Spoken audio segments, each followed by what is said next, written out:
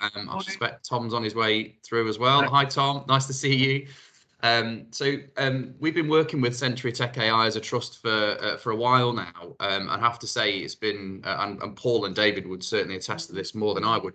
It's been a really high impact partnership for us as a trust in terms of engaging our pupils in remote learning and complementing the work that they're doing in class. And so you guys are here today to talk to us and take us through to the first coffee break at 10:30 about Century Tech, what we've been doing, what the impact has been. And an impact is really important, isn't it, in this whole conversation, is, you know, the investment that's been discussed in the side chat here and how that investment sort of pays out. And I know we don't ordinarily and naturally want to think about impact all the time, but it's really important that we can evidence it. So I'm going to pass over to Paul and Tom to take us through to tea and coffee at 10:30.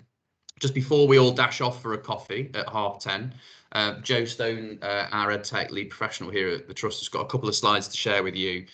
So we should be going for coffee about 25 to the latest. So over to Paul and Tom. Great, thank you, and good morning, everybody.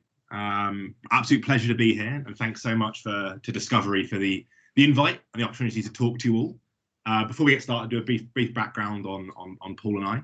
So my name's Tom Thacker. I am the head of schools at Century. My remit really looking after schools and colleges in the UK and around the world. I'm a former school teacher. I taught secondary maths for about a decade in lovely Birmingham, and a bit of time in Uganda and Africa as well. I'm a maths specialist. I had the pleasure of being at Century for a few years now, and a large part of that has been kind of working and talking with Discovery as part of that. And Paul, I'll let you introduce yourself. Hi, morning, everybody. So I'm Paul Leahy. Tom is very much the brains and the beauty. I'm the brawn. So I'm a schools partnership manager. I've been with Century now for 3.5 years, and I'm going to talk quite a chunk about the relationship with Discovery and our journey. And I've been in education 20 years, so good to meet you all. Cheers.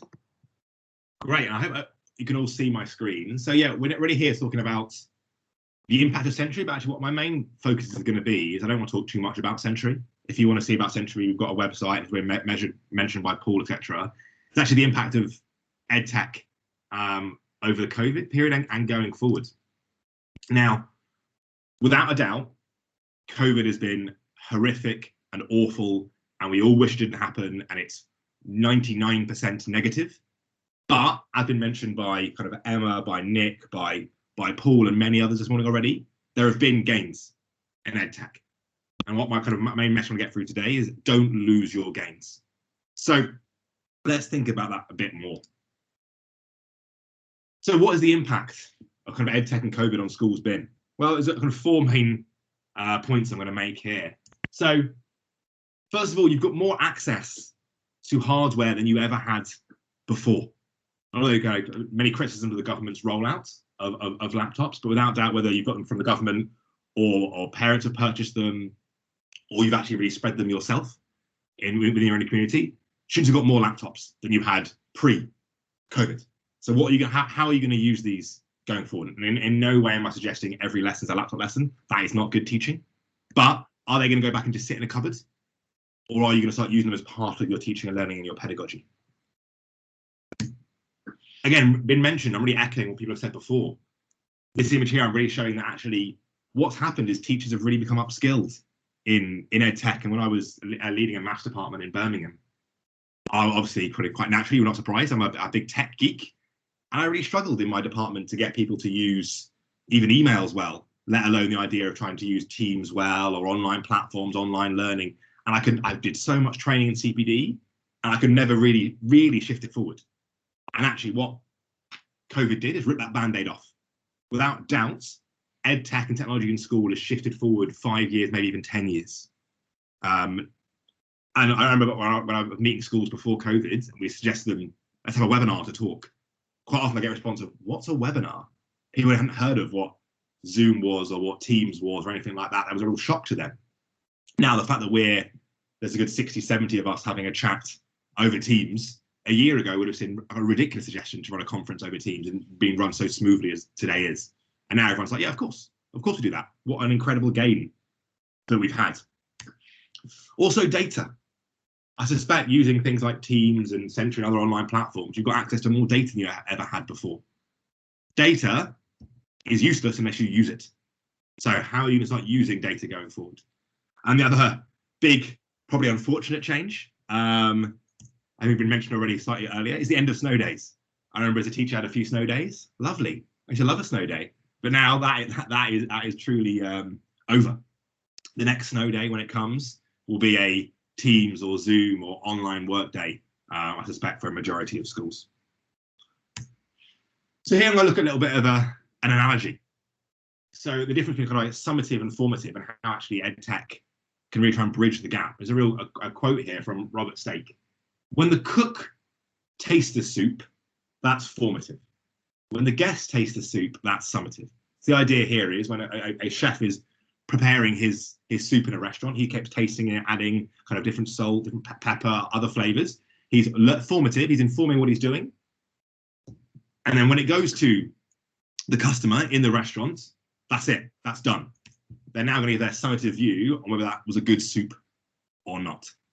And that's quite what happens in a regular classroom pre-COVID.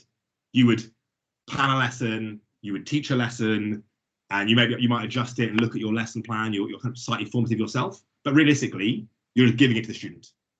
You don't have that quick responses. Like mini whiteboards are great for that sort of thing, but it's difficult to get information out of students with ease without high workload, heavy marking, and delayed in time. And what some parts of EdTech allow you to do is allow kind of the children to taste the soup as you're cooking it, to really stretch his analogy as far as I can go. And it really allows you to actually see what students are learning live, not only in lessons, but what EdTech really allowed us to do, and we saw it through via home learning, is to see what students are doing on a day-to-day basis. What videos are they watching? What questions are they answering? Where are their strengths? Where are their weaknesses? Instantly. That's something that EdTech can do really, really well, that for a human is basically impossible to do well, because we are humans, we're great at teaching, but computers are designed to crunch data for you. So allow computers to do that. So what else? Well, again, I mentioned by Emma and Nicole really well, there's been a real change in the role of parents and guardians because of COVID. And here's a kind of a snapshot from an article from Brookings. And that actually, suddenly, I expect you'll know from your own schools, are parents suddenly more engaged with learning because they've had to be? In the past, you've had a lot of parents. I found it when I was teaching. Education was the teacher's problem. They take their child to school, they go there, learning was on us. Suddenly, learning became on them. And actually, probably some gains here. You probably got a lot more parents who are a lot more interested in and engaged in their classwork, their homework, what are they studying, how it's going. Incredible. What a great thing to have. How are you going to react and utilize that gain? What resources are you going to provide them with? But the key for me here, resources you can provide them with, are they more work for your teachers? I remember when I was teaching, and I'd get kind of really engaged parents, and what I ended up doing is causing myself more work, probably why I'm no longer in the classroom anymore after a decade, is you'd give them a textbook or worksheet, they'd do it, come back in, you'd have to then mark it. So by actually parents being engaged in the few learners that I had, was more work for me. But again, EdTech can help this and help solve this problem, going, yeah, have access to whatever online platform it is. And you can learn and study with your child, and we're going to get the data and not have any extra workload. But what an incredible thing to really kind of, to prompt thoughts today. How are you going to utilize the gain of parents being a lot more engaged because of COVID? It's all about lost learning. We hear this being thrown out in the media, and when I talk to schools every day, they're quite often saying, we've got lost learning, what are we going to do about it? Well, let's think about lost learning briefly. For me, the key part of lost learning is what quite often lost in the media and the narrative, is it's uneven. If it was even lost learning, i.e. every child in your year 4 class forgot how to forgot the 7 times tables, you'd be, well, that's okay. The whole class has forgotten it. But unfortunately, that isn't the case.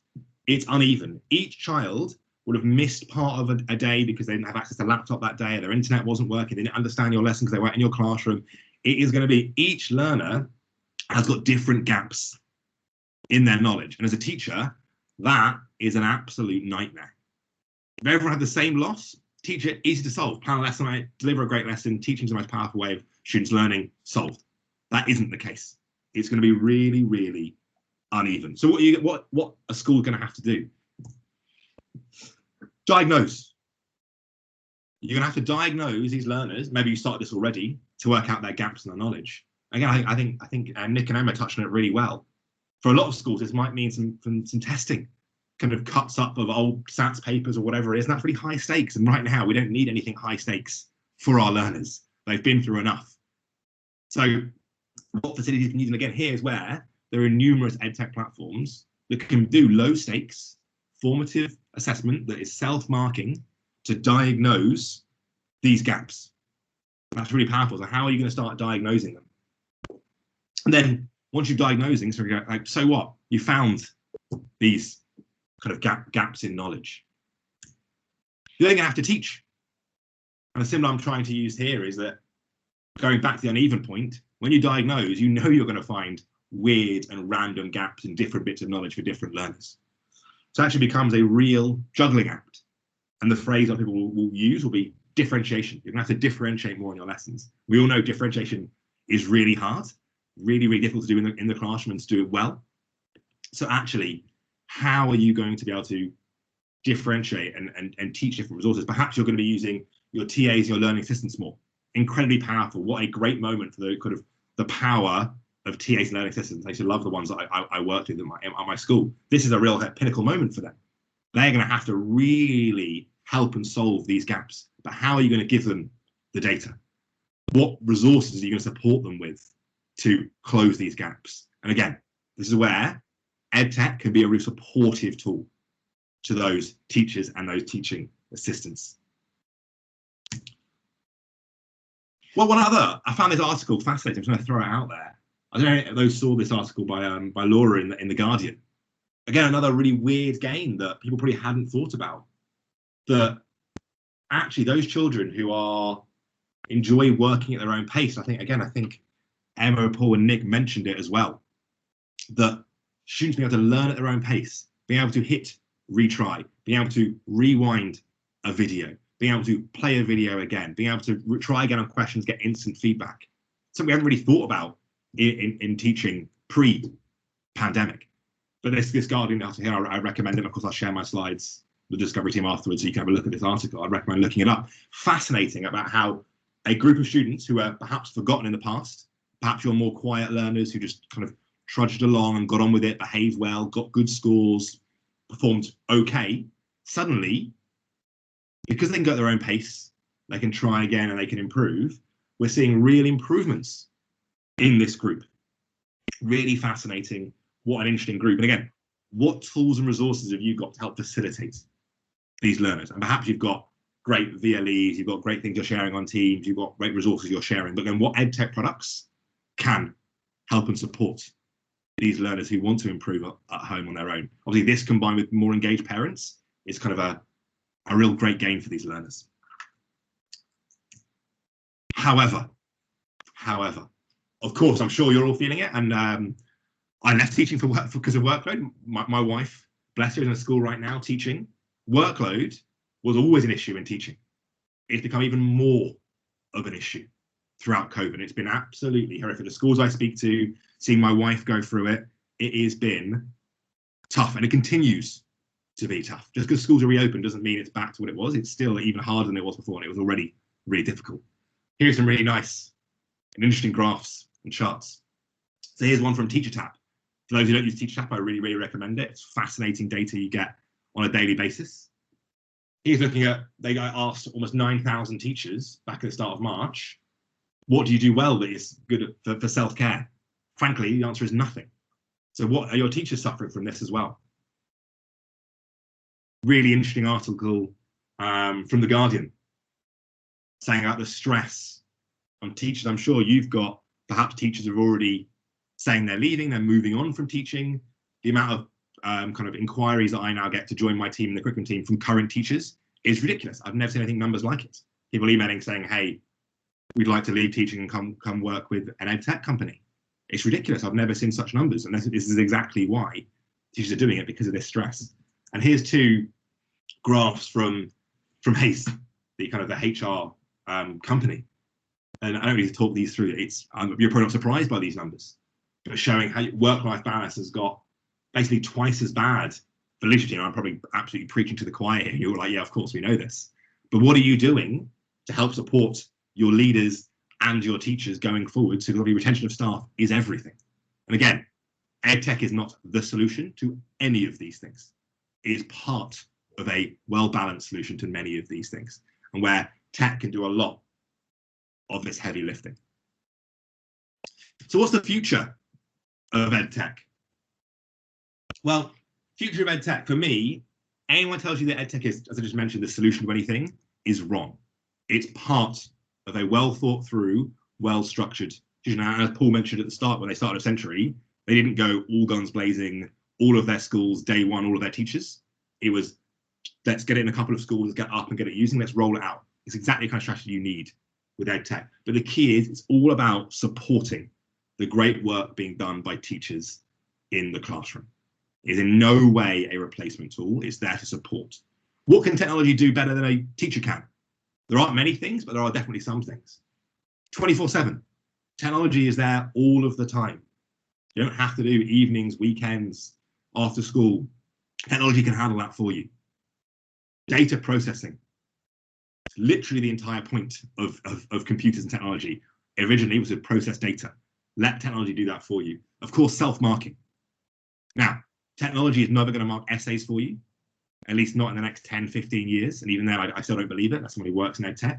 But your SPAG, your almost everything mathematical, a lot of your science knowledge recall can do really well for you. And of course, it can differentiate. And by that, I mean it can plug different gaps, different learners at different times.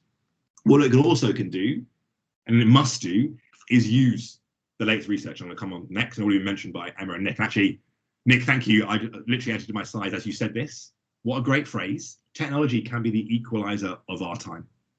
And I'm sitting here as someone who has grown up in privilege.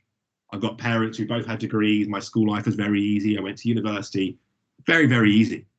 And when I taught at my kind of state school in Birmingham, it was not fair. I really saw that firsthand. Actually, technology really can be that equalizer. Students can have access to great learning and great teaching at home to support their incredible schools, and really trying to balance that equilibrium of those disadvantaged learners. So two things I'm going to pick up here, and again, Emma, I think, mentioned both of these briefly, and I'll touch on them very, very quickly. So Ebbinghaus forgetting curve. I'm sure you've all seen this before. And if you haven't, I really recommend this blog here by Doug Lemoff from Teach Like a Champion on the forgetting curve. And this is basically saying that when someone learns something, whether it's a child or an adult, they forget it. Of course they do. The key to remembering things is this kind of reviewed and repeated information. Now, again, we do this in the classroom. Of course so. We don't teach something once and then never teach it again. But good EdTech can help be one of these, or many of these, review points and try and flatten that forgetting curve. EdTech can help be that. It shouldn't really be that first learn. First learn for me should be in the classroom. But those review points, EdTech can absolutely help with that. And the other thing is, again, I think Emma mentioned this, the idea of the testing effect. And this graph is showing the study by Rudiger and Kapicki from 2006, showing that actually one of the best ways of retaining and learning is to what they called study test. So rather than study something twice, I learn something twice. The better way of doing it is to learn something and immediately be tested on it. But of course, seeing those answers and getting that feedback is important. EdTech can help with that. So briefly, in a 30-second nutshell, what is Century? And of course, you've got our website. Feel free to have a look and get in touch. What we have is a recommended path. So we diagnose students from year 3 to year 6 for English, Maths and Science to find their gaps in knowledge.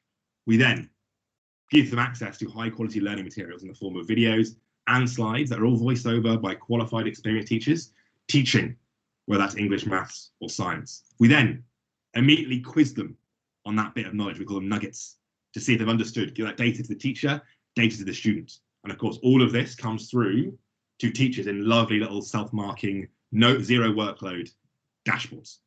And that's what Sentry is in a nutshell. If you want to know more, please get in touch, and Paul and myself are happy to talk to you about it. I'm now going to show you a quick quote from one of our schools talking about actually how we've really helped cut down their workload and how Sentry is much kinder. I love that phrase when this came in. Sentry is much kinder to our teachers. What a lovely thing to say about EdTech. People in the past never would have said that about technology. It was never kind to teachers. But here, this is the head teacher of Tipton Green saying how kind the platform has been on their teachers throughout the pandemic and how they're going to use it forward. So I'll now hand to Paul, who's going to talk through the Sentry journey with Discovery. Thank you, Tom. I apologise up front if this is slightly gushing, but I do mean everything that I say, because I'm going to take you back to a hot summer's day in June 2018, where I went along to meet Paul Stone with actually Alice Little, and Alice is our cognitive neuroscientist that works at Sentry. We were very much on a journey then. We, as a company, 5 years ago, we were born because the government asked our CEO, could she actually, how the world spins, could she create technology that used artificial intelligence but reduced teacher workload? And here we are 5 years later. What impressed me about Paul that day was that his knowledge of technology was absolutely brilliant, but actually he had a real thirst to understand how the artificial intelligence would personalise the learning. From that meeting, and I think we had a subsequent couple of calls, Paul agreed that he would run a pilot with Sentry in 5 of his schools. If you're interested, actually, that's Walden Primary. Last week, that's one of their classrooms where the children are using Sentry. They're one of Paul's schools in the trust.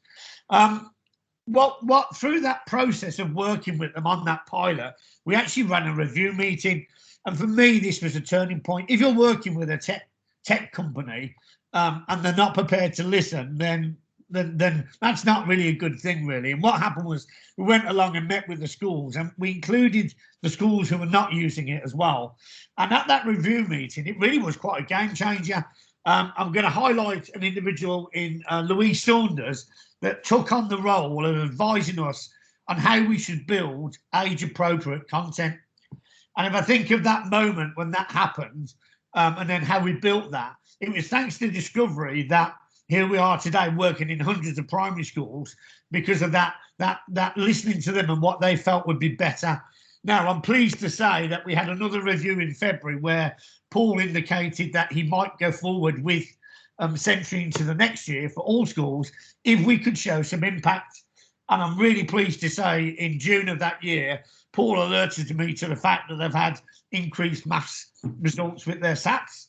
And he gave me an ask that we then launched in the same year. So that would have been September 19. We launched into all 13 schools. Now that in itself, as the partnership manager, you can imagine I was over the moon. And we have a dedicated account manager that sort of handheld everybody through that process. And we work with Louise Saunders on building the content. But then there are significant people within that. So obviously meeting with David Briggs and understanding from an executive head point of view how things were going. Obviously Joe with the EdTech element to it, Joe Stone. And more importantly, well, down at the base level, we had feedback from their teachers, Laura, Riley and Sarah Lamble, of how they were using Sentry for multiple pedagogy. And I'm going to talk a bit more about the pedagogy. So the timelines, here we are now, I think now that's what, 2.5 years in to working with Discovery. But I really want to highlight one individual, something that Discovery Trust did, which is actually really quite unusual. They created a post, or a lady called Laura Davis. She's a teacher. She's an ICT specialist, but also she's got Sentry in her signature.